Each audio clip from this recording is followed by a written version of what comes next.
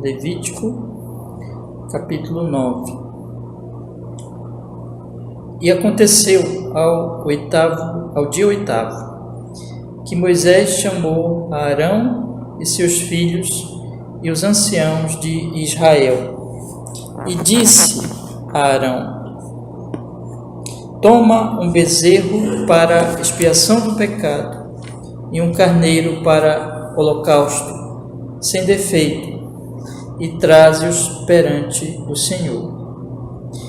Depois falarás aos filhos de Israel, dizendo: tomai um bode para expiação do pecado, e um bezerro e um cordeiro de 1 ano, sem defeito, para holocausto. Também um boi e um carneiro por sacrifício pacífico, para sacrificar perante o Senhor. E oferta de alimentos amassada com azeite, porquanto hoje o Senhor vos aparecerá. Amém. Vamos orar?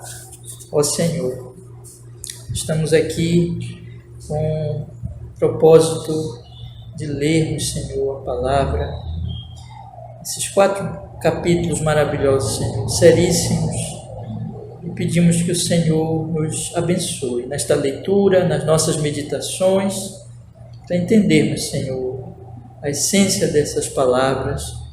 E o Senhor fale conosco, o Senhor aplique a nossa alma, a sua palavra, com perdão, Senhor, dos nossos pecados. E abençoe esta jornada, Senhor, de leituras, de meditações, junto com as nossas orações, Senhor. Nós pedimos isso em nome de Jesus. Amém. Para a sua glória, para o nosso Amém. Irmãos, aqui nós vamos observar neste capítulo 9 que vai ser a primeira vez que o sacerdote Arão ele vai oficiar como sacerdote. Então vocês lembram o seguinte, só para nós fazermos uma recapitulação. O Senhor começa o livro de Levítico começa com vários tipos de sacrifício, ordenanças que Deus dá, ofertas, expiação do pecado, ofertas pela culpa, holocaustos, ofertas pacíficas, vários tipos de ofertas, oferta de alimentos. E nós já vimos aqui pecados por ignorância, os sacrifícios que deveriam ser feitos por esses pecados por ignorância. E na semana passada nós vimos que finalmente Deus vai e consagra o sacerdote Arão e seus filhos para oficiarem como sacerdote propriamente dito, né? Que até aqui eles não tinham exercido o seu sacerdócio. Então, quem faz essa consagração é Moisés, como representante de Deus, ele faz todo aquele sacrifício. Nós vimos isso no último capítulo que nós lemos, capítulo 8. Então, este capítulo aqui, 9, é o primeiro sacrifício de Arão, junto com seus filhos, já depois da consagração. Então aqui Deus continua, na verdade, consagrando Arão, é o primeiro sacrifício dele, mas agora é o próprio Arão que vai sacrificar, que vai fazer este trabalho. E aqui nós temos, irmãos, a expiação. Nós temos o seguinte, que vão ser feitos sacrifícios tanto por Arão como pelos filhos, e sacrifícios também por todo o povo. E aqui nós temos então esses tipos de sacrifício, observe. E sim, um detalhe aqui que eu não posso esquecer. E aconteceu ao dia 8º. Né? Se nós formos lembrar que os últimos versículos do capítulo anterior, irmãos, diz aqui no versículo 33, vamos ler o 33 em diante do último capítulo, o capítulo 8, né? Que diz assim: também da porta da tenda da congregação não saireis por 7 dias, até o dia em que se cumprirem os dias da vossa consagração, porquanto por 7 dias ele vos consagrará. Então, basta esse versículo aqui. Então, ele ficou 7 dias ali, ainda no ambiente do tabernáculo e tudo, não podia sair de lá, estava sendo consagrado. E nós falamos para os irmãos, né, devido à seriedade do ofício, ele estava sendo purificado cerimonialmente. Então, Deus é santo, ele ia oficiar em nome de Deus. E ele então estava passando por todo esse processo. Aí no 8º dia, que é isso que o versículo 1 do capítulo 9 está dizendo. Vocês percebem? Então diz assim: aconteceu ao 8º dia, ao dia 8º, quer dizer, depois de 7 dias, o 8º dia, ele então começou a oficiar como sacerdote e fazendo então os seus sacrifícios. E quais foram os sacrifícios que ele fez?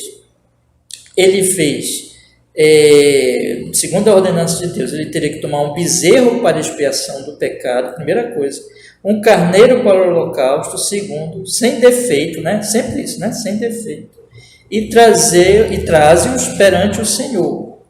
E depois falarás aos filhos de Israel, dizendo: tomai um bode para expiação do pecado. Então tinha uns animais para ele, próprio Arão, e também os animais para o povo de Israel, para todo Israel. Então, quais seriam esses sacrifícios de Israel? Um bode para expiação do pecado também, um bezerro e um cordeiro de 1 ano, sem defeito para o holocausto, e um boi e um carneiro por sacrifício pacífico, para sacrificar perante o Senhor a oferta de alimentos amassada com azeite, porquanto hoje vos aparecerá. Então, nós temos aqui, irmãos, estes sacrifícios, né? Estes sacrifícios que eles teriam que fazer.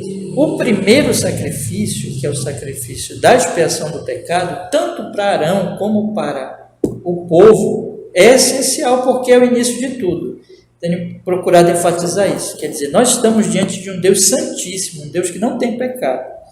E o povo é um povo cheio de pecado. E o próprio Arão tem pecado. Então, o primeiro sacrifício qual é? A expiação do pecado. Depois o holocausto, que é assim a submissão e tudo, né? Indica assim a submissão deles e tudo. Mas aí tem o último sacrifício, que é a oferta, diz aqui no versículo 3, irmãos. O último sacrifício, aliás, não, no versículo 3, versículo 4, e já pelo povo, né, também um boi e um carneiro por sacrifício pacífico. Então, esses 3 sacrifícios aí, isso envolve, tem sacrifício para Arão e tem sacrifício para o próprio povo, quer dizer, Arão é pecador, ele vai oficiar como sacerdote, mas ele tem que primeiro buscar o perdão para ele, que ele é pecador, e buscar o perdão para o povo também. O último sacrifício é o sacrifício pacífico, que significa que o povo está em comunhão com Deus. Vocês percebem aí o processo, né? Então, primeiro tem que buscar o perdão, o sacrifício pacífico, a expiação da culpa. Aliás, perdão, a culpa não. A expiação do pecado, que a culpa é outra coisa que nós já vimos, por isso que eu não quero misturar as coisas aqui. Expiação do pecado, o holocausto e depois o sacrifício pacífico. Então, esses 3 sacrifícios indicam que, primeiro, tem que expiar o pecado, aí depois tem que ter uma dedicação, vamos dizer assim, representada pelo holocausto, e, por último, o sacrifício pacífico, quer dizer, que envolve que o povo está em comunhão com Deus, está em paz com Deus. Tá? Agora, um detalhe muito importante, irmãos, que nós não podemos esquecer. Hebreus vai dizer que os sacerdotes, eles tinham que oferecer primeiro por seus próprios pecados, nós estamos vendo aqui. Mas Cristo não precisou oferecer por si mesmo. Cristo não morreu por si. Cristo morreu pelos outros, porque Cristo não tem pecado. Então é claro que isso aqui mostra que esses sacrifícios, que esse sacerdócio era provisório, porque o próprio sacerdote era um pecador. E nós precisávamos de um sacerdote muito melhor, que é o próprio Senhor Jesus Cristo, né? Então o livro de Levítico, ele tem muito significado nesse sentido, de mostrar que isso aqui é provisório, mas para apontar a vinda de um sacerdote muito melhor. Esses sacerdotes aqui é na ordem levítica, mas o sacerdote Cristo é na ordem de Melquisedeque, lembra? Que Hebreus vai falar. Mas vamos continuar lendo agora. Agora nós vamos ver a descrição aqui dos sacrifícios, mas sim, outro detalhe que eu não posso esquecer aqui, é que eles tinham que fazer esse sacrifício. Era o início do sacerdócio de Arão, mas Deus iria abençoar, mostrando que ele estava provando aquilo que estava acontecendo. De que forma? Deus, o Senhor, aparecerá. Olha o que diz o finalzinho do versículo 4. Porquanto hoje o Senhor vos aparecerá. Então, Deus Santíssimo vai aparecer ao povo.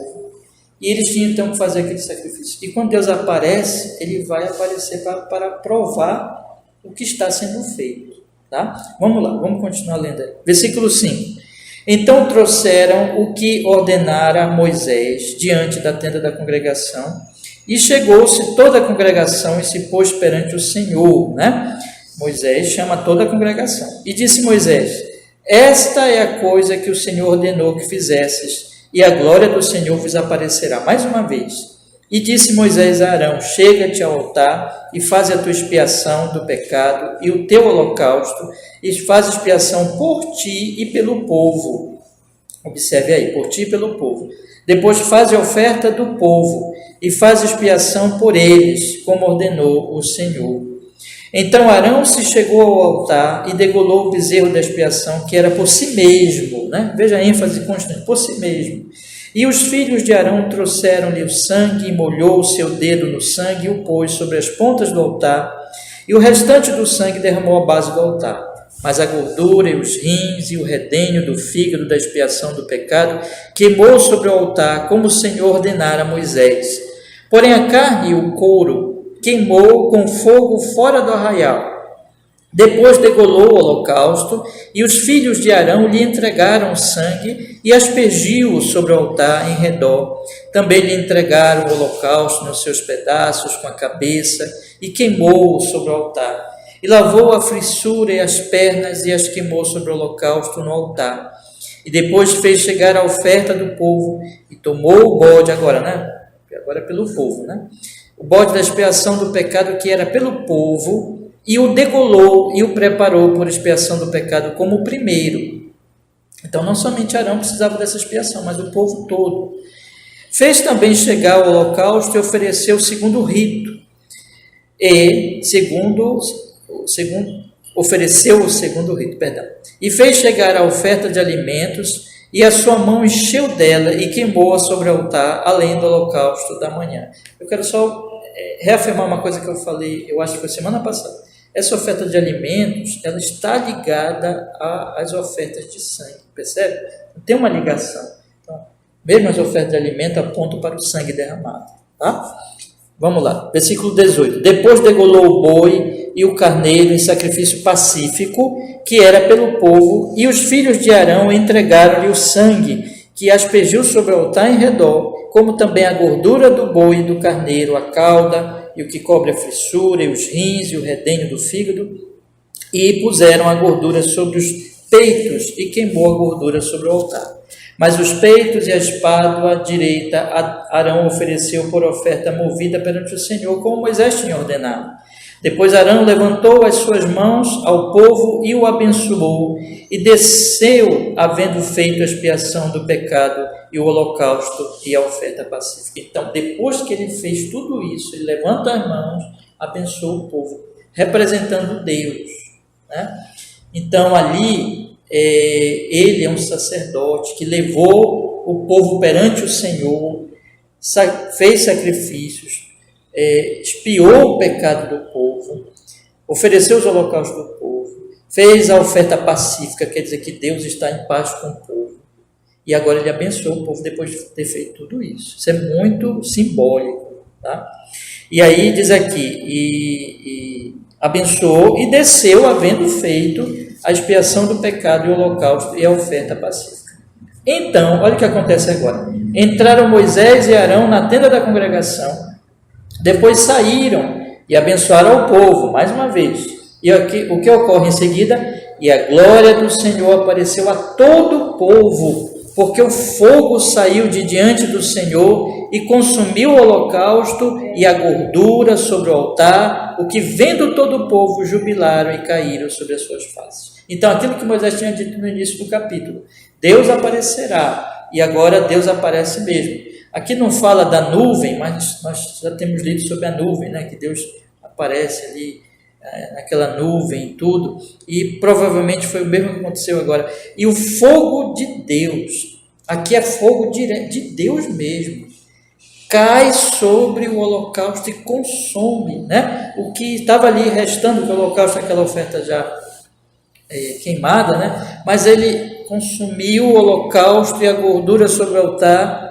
Ou seja, ali Deus estava dizendo: eu aceitei o culto, porque o culto está conforme a minha vontade, porque cerimonialmente o povo foi purificado do seu pecado, e na expiação da culpa foi expiado do seu pecado. O povo ofereceu, se dedicou a mim no holocausto, e agora eu estou em paz com o povo. Então Deus está provando o tabernáculo, o sacerdócio, o culto, e estando ali em comunhão com o seu povo através daquelas cerimônias. Mas nós sabemos, vamos lembrar sempre de Hebreus, que sangue de animais não purifica pecado. Isso tudo é simbólico, porque apontava para o sangue de Jesus. Tá, irmãos?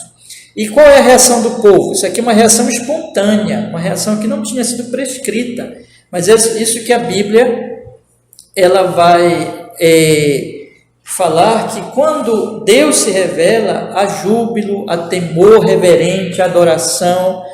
Então jubilaram e caíram sobre as suas faces. Quer dizer, o culto não era uma coisa mecânica, tá, irmãos? Não era somente lá oferecer animais, derramar o sangue dos animais e fazer tudo aquilo mecanicamente, como se fosse só ali um processo ali sem a alma, sem o coração, mas havia ali o quê?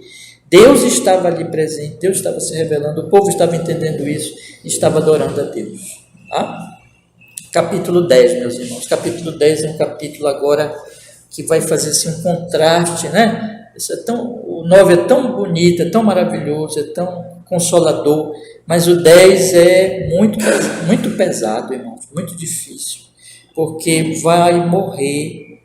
vão morrer os 2 filhos, com certeza muito queridos de Arão, né? E eles vão morrer porque eles vão pecar do culto, exatamente fazendo o que não devia ser feito. Vamos ler aqui então, capítulo 10. E os filhos de Arão, Nadab e Abiú, tomaram cada um o seu incensário e puseram neles fogo e colocaram incenso sobre ele e ofereceram fogo estranho perante o Senhor, o que não lhes ordenaram. Observe bem, não lhes ordenaram. Então saiu fogo de diante do Senhor e os consumiu, e morreram perante o Senhor. E disse Moisés a Arão: isto é o que o Senhor falou, dizendo: serei santificado naqueles que se chegarem a mim, e serei glorificado diante de todo o povo. Porém Arão calou-se. Então, meus irmãos, veja o contraste extraordinário aqui, que mostra Deus aceitando o sacrifício, capítulo 9. Foi tudo feito conforme a vontade de Deus. Deus se revelou, Deus derramou o seu fogo. E tem até um comentarista que diz assim: esse fogo que era para o povo, mas caiu sobre o sacrifício, simbolizando que a ira de Deus cai sobre Cristo em vez de cair sobre nós. Mas agora, irmãos, a ira de Deus cai sobre Nadab e Abiú. Por quê? O que eles fizeram? Irmãos, há muitos detalhes aqui, cerimoniais, que provavelmente eles erraram, mas um ponto aqui é claríssimo para nós. Eles tomaram fogo estranho e tentaram oferecer este fogo ao Senhor. Fogo estranho, quer dizer, fogo que não tinha vindo deste sacrifício, este fogo que Deus mesmo trouxe, do versículo 24. Eles trouxeram outro fogo. Isso que não lhes ordenara, eles fizeram, irmãos, soberbamente. Eles tomaram uma atitude ali soberba, afrontando a Deus. Vocês têm percebido sempre que nós temos lido que eles faziam de acordo com o que o Senhor revelou a Moisés, ordenou a Moisés. Isso é uma frase sempre repetida durante o livro. Quer dizer que eles fizeram o que Deus não ordenou. Eles desafiaram a Deus, eles afrontaram o Senhor, eles resolveram fazer um culto de acordo com a mente deles, foram soberbos, foram orgulhosos e imediatamente foram consumidos, foram mortos. Saiu fogo da ira de Deus. O Senhor é um fogo consumidor, como diz Hebreus, e saiu fogo da ira de Deus e os matou instantaneamente, imediatamente, e os consumiu e morreram, vejam o texto, perante o Senhor, irmãos. Um outro ponto que também é muito provável, irmãos, é que eles estavam embriagados. Por que eu digo isso? Porque o texto vai falar no capítulo 10 que Deus vai proibir a bebida forte para o sacerdote durante essas cerimônias, né? Mas daqui a pouco nós vamos chegar. Só quero dizer isso aqui para vocês, que eles cometeram pecado grave, e nós temos visto aqui também que os pecados por ignorância, Deus proveu ali sacrifício para o perdão, mas isso não era um pecado por ignorância, isso era uma afronta a Deus. Lembra que eu já falei várias vezes que outros tipos de pecado era a morte, mostrando o quê? Mostrando que o salário do pecado é a morte, é somente a graça de Deus realmente que nos livra. Mas aqui está. E agora, vocês imaginam esse pai consternado, perder os filhos assim, tão rapidamente, tão imediatamente. Mas a Moisés diz a ele, isto que o Senhor falou, serei santificado naqueles que se chegarem a mim e serei glorificado diante de todo o povo. Moisés está dizendo assim, o trabalho de Deus é santo. Deus não aceita, irmão, não aceitaria no seu tabernáculo essa afronta. Deus mostrou isso. Eu sou santo e ninguém pode chegar no tabernáculo e agir por conta própria, porque eu serei santificado. Inclusive Deus foi santificado aqui, foi glorificado, porque aqui se manifestou o seu juízo. Mas a mensagem para os sacerdotes ali, e veja, lembra que eu falei para vocês? Que eles estavam começando a oficiar. Então o que Deus estava mostrando aqui era o seguinte, olha, eu sou santo e o sacerdote deve ser santo. Ele deve ser um exemplo de santidade. E Nadab e Abiú, eles não foram isso. Eles afrontaram o Senhor e eles morreram na presença do Senhor. E Arão calou-se, irmãos. Arão se dobrou aqui, não falou nada, mas ele se dobrou diante da vontade santíssima do Senhor Deus. Nós não vemos Arão em nenhum momento murmurar diante do Senhor. Mas tem uma coisa aqui interessantíssima. Vamos ler aqui. O que fazer agora com os corpos? O que fazer com os corpos? E como deveria Arão reagir diante do que aconteceu? Aí tem o versículo 4. E Moisés chamou Misael, Eusafã, filhos de Uziel, tio de Arão, e disse-lhes, estão parentes, né? Parentes próximos, mas que não estavam ali oficiando. Chegai e levai os vossos irmãos de diante do santuário para fora do arraial. Olha, Arão não podia tirar o corpo, os outros filhos de Arão não podiam tirar o corpo, os corpos, né? Então, porque eles estavam ali oficiando, irmãos, e outras pessoas tinham que tirar. Então, o que Moisés providencia? Que seja feito isso, retirados os corpos e levados para enterrar fora do arraial e por outras pessoas, não aqueles que estavam oficiando, porque não podiam fazer isso. Estava ali na presença do Deus Santíssimo. Então, versículo 5 diz, então chegaram e os levaram nas suas túnicas para fora do arraial, como Moisés lhe dissera. E Moisés disse a Arão e a seus filhos Eleazar e Itamar, não descobrirei as vossas cabeças, nem rasgarei as vossas vestes, para que não morrais, nem venha grande indignação sobre toda a congregação, mas vossos irmãos, toda a casa de Israel, lamente este incêndio que o Senhor acendeu. Nem saireis da porta da tenda da congregação para que não morrais, porque está sobre vós o azeite da unção do Senhor. E fizeram conforme a palavra de Moisés. Irmãos, nem Arão, nem os outros filhos dele, os irmãos dos mortos, podiam chorar, podiam lamentar. Olha a seriedade disso, gente, é muito sério. Por quê? Porque eles estavam no tabernáculo oficiando.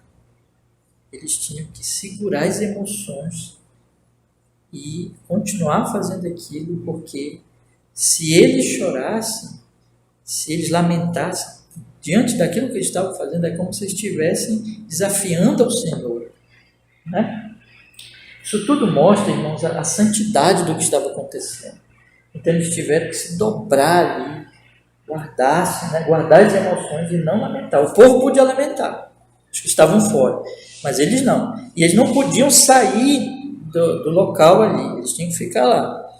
Então, diz o versículo 18, aí vem a lei estabelecida para o vinho, veja, e falou o Senhor a Arão, dizendo, não bebereis vinho, nem bebida forte, nem tu, nem teus filhos contigo, quando entrardes na tenda da congregação, para que não morrais, estatuto perpétuo será isso entre as vossas gerações, e para fazer diferença entre o santo e o profano, entre o imundo e o limpo, e para ensinar os filhos de Israel todos os estatutos que o Senhor lhes tem falado por meio de Moisés. Nós sabemos o que a bebida faz, né, irmãos?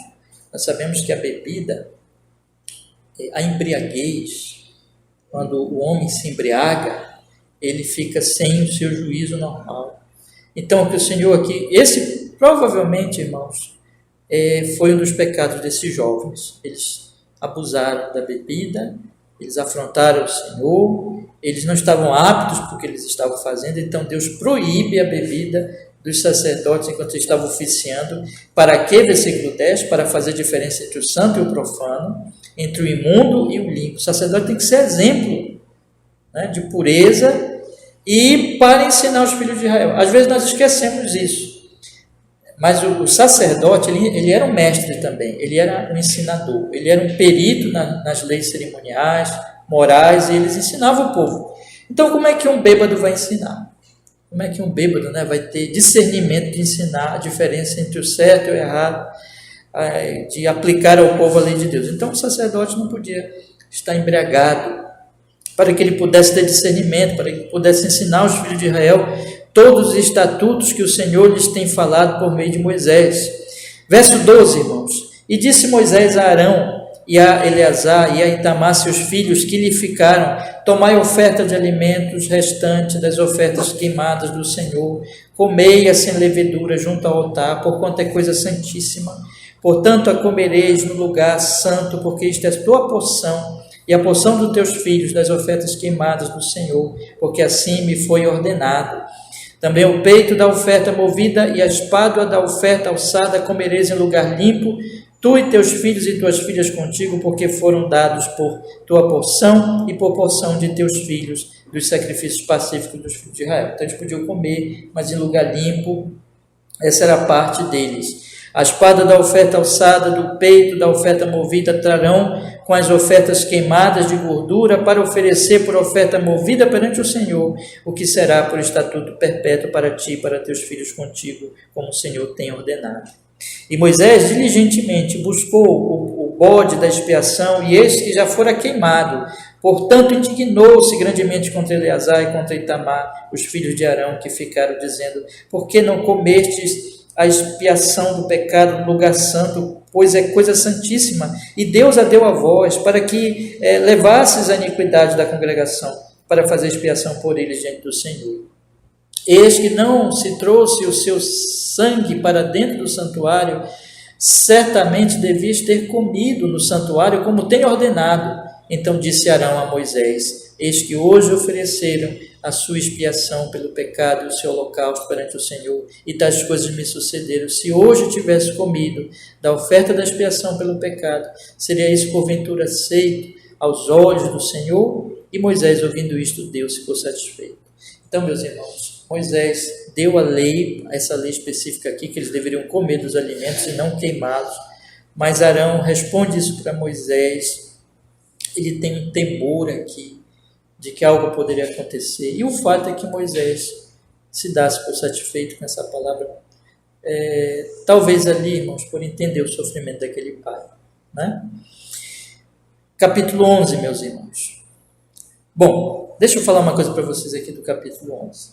O capítulo 11, ele é um capítulo que vai falar de vários animais que se pode comer e o que não se pode comer, animais puros e impuros. Exatamente por que Deus colocou certos animais que podiam comer e outros não, qual o motivo dessa diferença, nós não sabemos, né? Mas isso não é tão importante assim, nós sabemos exatamente por que Deus fez isso. Tanto que no Novo Testamento vai ter aquele lençol, lembra que Pedro vai ver o lençol e Deus vai ter a palavra de Deus que diz assim: mata e come. Aí ele vai dizer: eu não como coisa impura. Então no Novo Testamento essas leis elas vão passar, essas leis que eram leis cerimoniais, né? Então o que nós podemos dizer é que especialmente essas leis elas tinham a ver exatamente com a questão espiritual, com um simbolismo do que era puro e impuro, e que Deus está dizendo que o povo dele deveria ser puro, né? Mas nós não podemos também descartar que tem animal aqui que realmente dá doenças, causa, né, pode dar problema nas pessoas, passa germes, vermes e assim por diante, que deve-se ter o cuidado aqui. E podemos imaginar que entre esses motivos está a questão mesmo de higiene mesmo. Muitas leis visavam a própria higiene, o cuidado que o povo deveria ter com o seu corpo, porque Deus se importa com o corpo, irmãos, com a nossa saúde. Uma coisa interessante que está no livro de Levítico, que na lei, é que nós não podemos, há um princípio por trás de tudo isso, que está nas Escrituras, nós não podemos tentar a Deus, nós temos que cuidar da nossa saúde, né? Então, não nos expor a perigos, a doenças. E os irmãos sabem que a gente passou aí há pouco tempo por uma pandemia. Isso, nós experimentamos o perigo de uma doença muito grave, muito séria, né? E que nós tivemos que ter certos cuidados aí. Então, isso envolve também.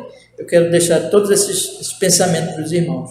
Que Deus, nas suas leis, Ele vai mostrar que nós temos que cuidar do nosso corpo. Tá? Lembra que eu já falei para vocês que não podia comer gordura?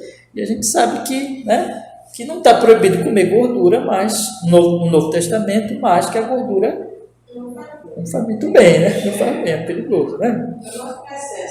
O excesso, né? É verdade. Então a gente tem que ter cuidado. Vamos ler então, eu vou fazer assim com vocês, eu vou ler o capítulo todinho, tá? E a gente vai fazer alguns comentários necessários aí. Vamos lá. E falou o Senhor a Moisés e a Arão, dizendo-lhes: fala aos filhos de Israel, dizendo: estes são os animais que comereis dentre todos os animais que há sobre a terra. Dentre os animais, todo o que tem unhas fendidas e fenda de unhas, e a fenda das unhas se divide em duas, e rumina dele comereis. Então, podia comer, vou só dar aqui esse ponto, destacar. A fenda das unhas se divide em duas, e rumina comereis, tá? Destes, porém, não comereis, dos que ruminam ou dos que têm unhas fendidas. O camelo que rumina, mas não tem unhas fendidas, esse vos será imundo. O coelho, porque rumina, mas não tem unhas fendidas, esse vos será imundo.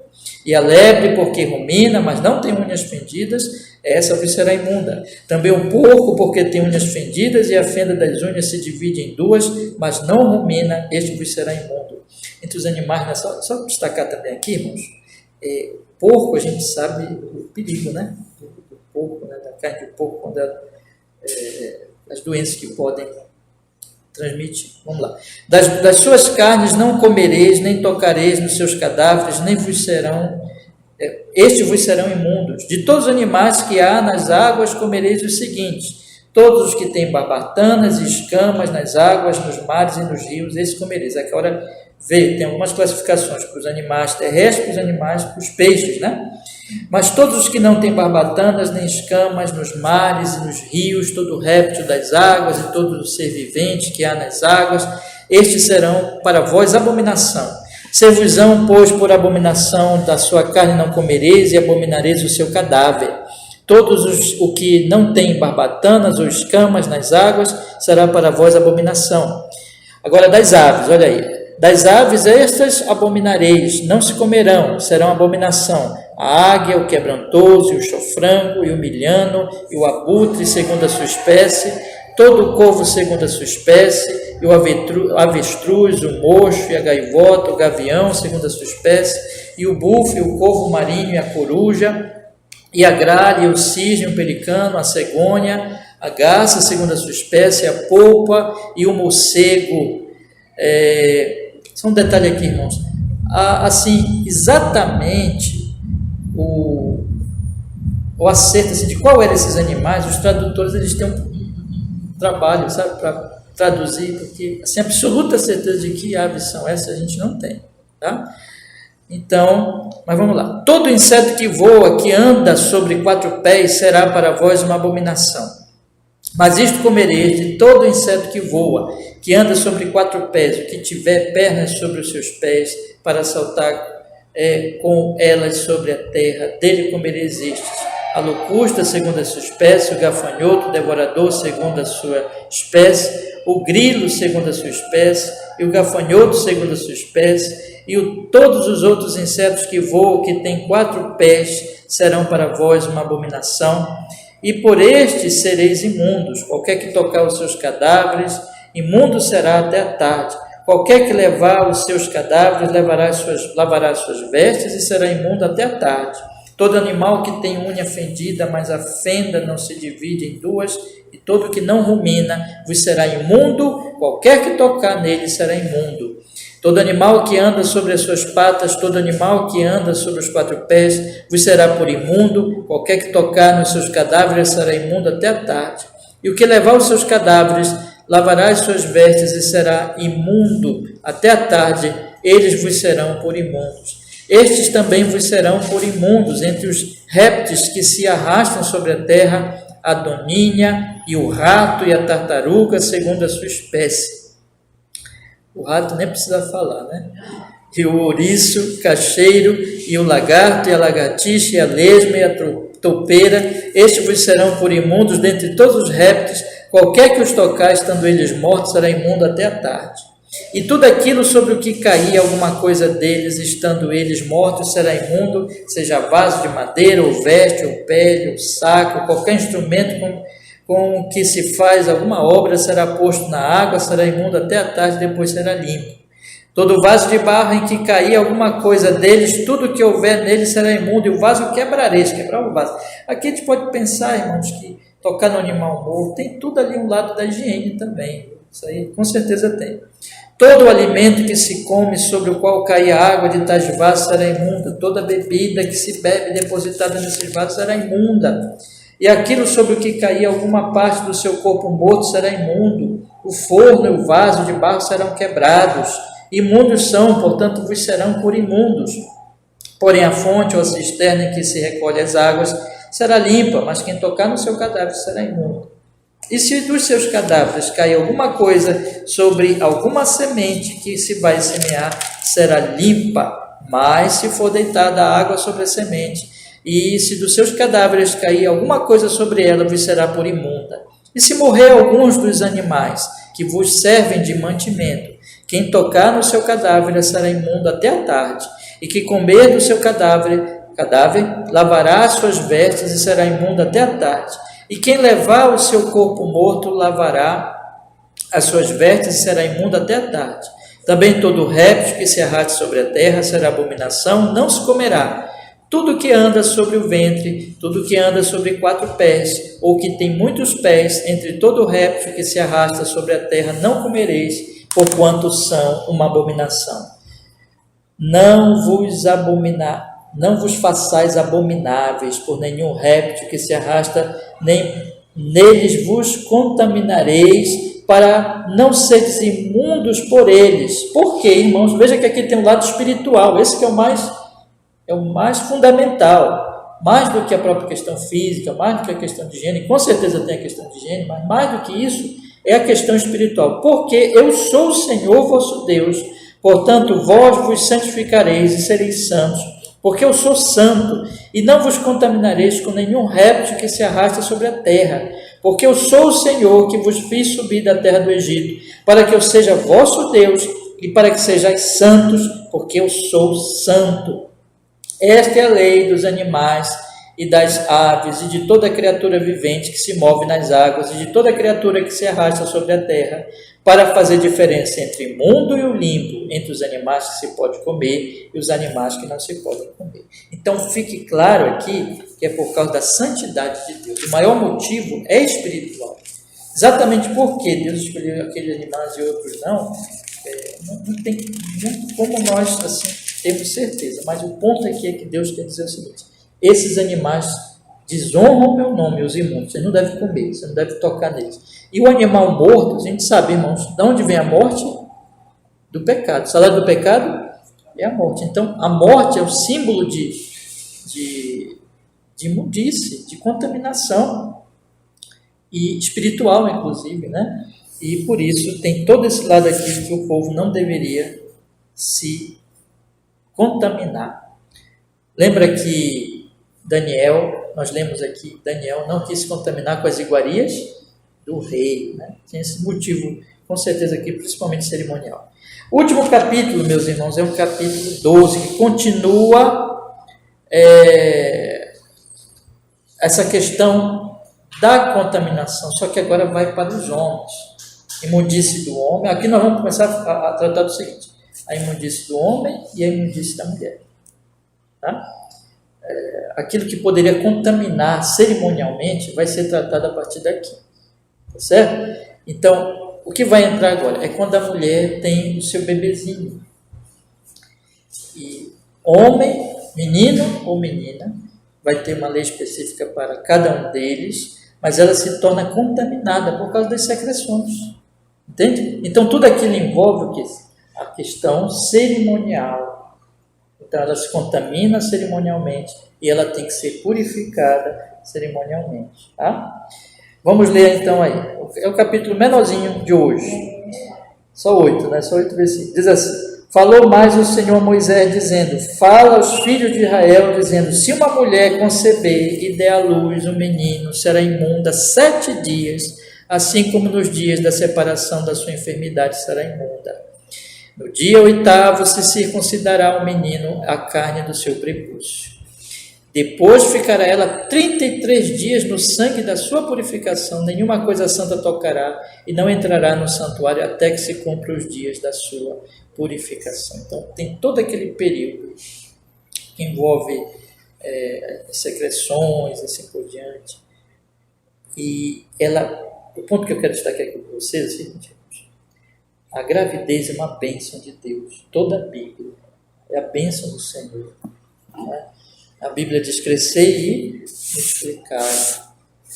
Mas, repito, aqui envolve exatamente essas secreções, então isso tinha que ser cerimonialmente purificado. No caso do menino, o menino era circuncidado, todo menino em Israel era circuncidado ao 8º dia, que é o dia, a aliança, a marca da aliança que Deus fez com o seu povo era a circuncisão. A antiga aliança. A nova aliança não tem mais circuncisão. Nem todas essas cerimônias.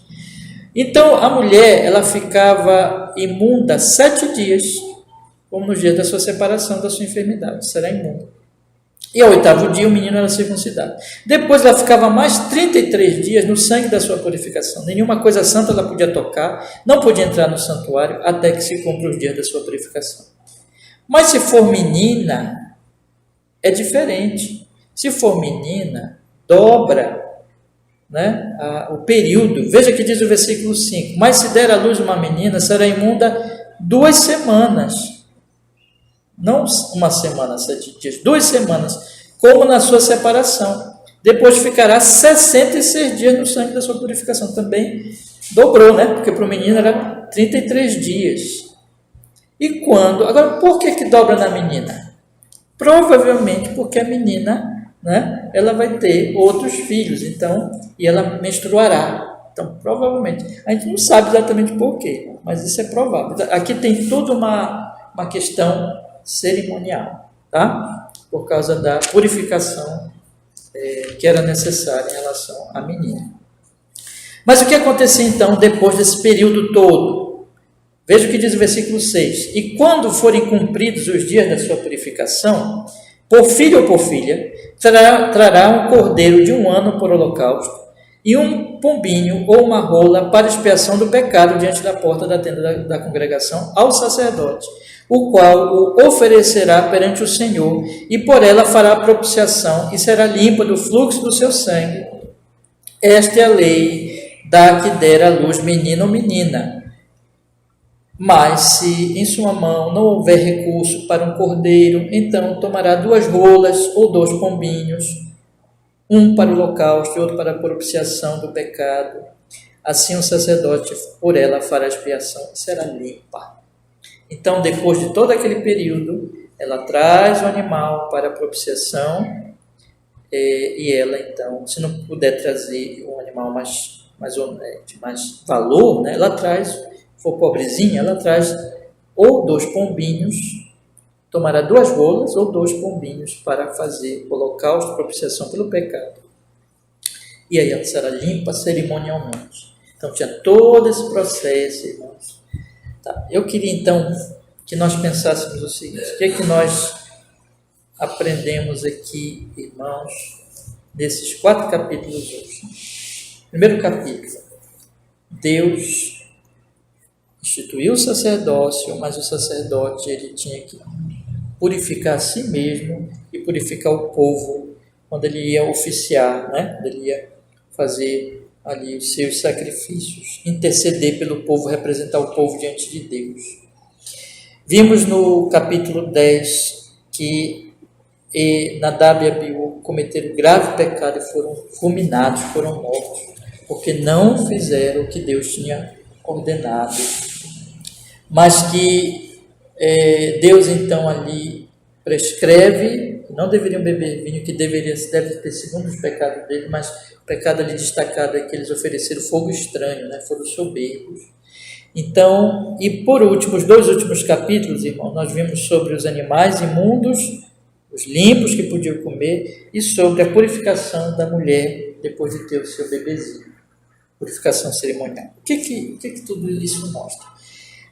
Mostra o que está, meus irmãos, no versículo 44. Eu acho que esse versículo resume tudo o que nós aprendemos aqui hoje. Versículo 44 do capítulo 11, que diz assim: porque eu sou o Senhor vosso Deus, portanto vós vos santificareis e sereis santos, porque eu sou santo, e não vos contaminareis com nenhum réptil que se arraste sobre a terra, porque eu sou o Senhor que vos fiz subir da terra do Egito, para que eu seja vosso Deus e para que sejais santos, porque eu sou santo. Vocês lembram que eu falei para vocês na introdução do livro, que Deus veio habitar com o seu povo? O livro de Êxodo encerra com a inauguração do tabernáculo. Deus veio habitar com o seu povo. Só que o problema é que Deus é santo e nós somos pecadores. Então Deus cria todo esse sistema cerimonial, irmãos, para purificar o povo cerimonialmente. Mas Hebreus vai dizer, isso não adianta, isso é provisório, isso apontava para o futuro, apontava para Cristo. Nós somos um povo santificado, então, de que maneira, irmãos? Apenas pelo sangue de Jesus. Eu queria que a gente aplicasse isso hoje. O sangue de Jesus é que nos justifica. É o sangue de Jesus que, por causa dele, que nós temos, pelo sacrifício de Cristo, por causa do nosso Senhor Jesus, que é o sacerdote e é o Cordeiro. Ele é o sacerdote, ele é o que nos representa e ele é a vítima, ele é o Cordeiro. Por causa do sangue dele é que nós podemos chegar diante desse Deus santo e nós podemos ser santificados. Por isso que não tem mais nenhum desses sacrifícios mais. Os irmãos estão compreendendo porque no Novo Testamento acabou tudo isso? É porque tudo isso era simbólico e tudo isso não podia mesmo resolver. Era só um símbolo. Na verdade, Deus estava dizendo aqui para o povo, através desse sistema sacrificial, através da lei de dieta, de podia ou não comer, através da lei para a mulher que tinha o bebezinho dela, tudo isso Deus estava dizendo, eu sou santo e vocês são pecadores. Só tem uma esperança para vocês, é que eu mesmo purifique vocês, eu mesmo traga a salvação para vocês. Eu vou trazer no futuro, através do meu próprio Filho, que está representado no tabernáculo, no sacerdote, em todos esses animais que estão morrendo, para expiar a culpa de vocês. Graças a Deus que Jesus já veio. Por isso que nós estamos aqui. Amém, meus irmãos. Graças a Deus. Vamos orar? Vamos pedir que Ele nos faça entender cada vez mais essa verdade. E eu espero que os irmãos estejam vendo como o livro de Levítico é importante, né? Às vezes é um livro que ninguém nem fala nele, mas como ele é importante, né? Muito, muito importante, né? Vamos orar. Senhor nosso Deus, muito obrigado, porque nós podemos ler mais uma vez, Senhor, 4 capítulos tão maravilhosos, tão importantes da Sagrada Escritura, desse livro maravilhoso.